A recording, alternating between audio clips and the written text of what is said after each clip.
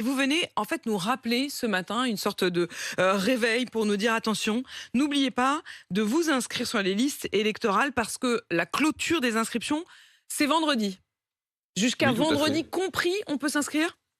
Oui, et c'est même aujourd'hui sur internet. Pour ceux qui veulent s'inscrire en ligne, le dernier jour pour s'inscrire, c'est aujourd'hui.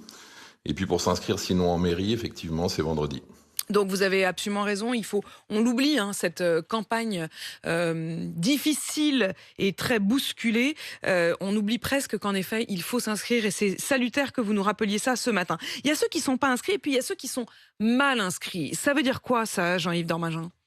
Mal inscrits, c'est les Français qui sont inscrits, mais dans une autre commune que celle où ils habitent. Donc c'est souvent des personnes qui ont déménagé et qui, après leur déménagement, se sont pas réinscrites. Donc ils restent inscrits, souvent des années, mais sur un lieu ou dans une commune où il leur est difficile de voter. Et Alors ils sont comment est-ce qu'on... énormément, hein, c'est Quand vous en dites énormément, 2017, c'est c'est quoi? 7,5 millions de personnes. 7,5 millions de Français, c'est-à-dire un chiffre absolument considérable. 15%, en gros, Alors des comment listes est-ce qu'on peut électorales sont composées de savoir? mal inscrits.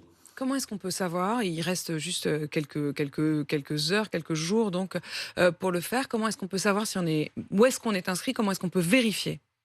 Ça, on peut le vérifier assez facilement en ligne, hein, sur les sites du gouvernement. On peut vérifier si on est inscrit et à quelle adresse. Donc ça, c'est Et facile à faire. C'est une vérification en d'accord. ligne qui peut se faire Si très on se rend simplement. compte, j'essaye vraiment d'être le plus pédagogique possible avec vous, professeur. Si on se rend compte, donc on vérifie. Si on se rend compte qu'on est inscrit dans une mauvaise commune, est-ce qu'on peut retourner dans cette commune si c'est pas trop loin de chez soi pour aller voter, ou est-ce qu'il est encore temps de changer l'adresse du bureau de vote? Oui, bien sûr, en ligne. C'est d'ailleurs assez simple, hein. C'est pour le coup une procédure qui a été fortement simplifiée. Il suffit d'avoir un document qui prouve votre identité et un second document de moins de 3 mois pour justifier de votre domicile, et vous serez inscrit à la bonne adresse. Et donc ce sera évidemment beaucoup plus simple pour vous d'aller voter. Parce il faut comprendre Qui une sont chose, ces c'est mal que inscrits? alors c'est d'abord la jeunesse.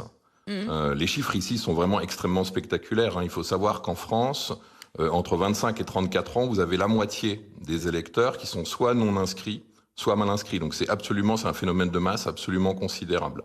C'est la moitié de la jeunesse en gros.